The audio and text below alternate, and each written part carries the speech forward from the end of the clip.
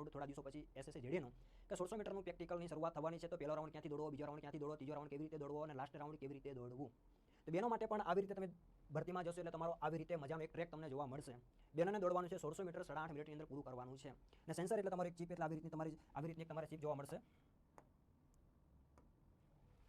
તમે જશો એટલે તમારે આવી રીતની બે પટ્ટા જોવામાં આવશે ચીપના, એટલે સેન્સર હશે, બે પટ્ટા તમને જોવામાં આવશે, બરાબર. જેવો તમારો અહીંયા પગ પડશે એટલે તમારું ટાઈમિંગની શરૂઆત થઈ જશે.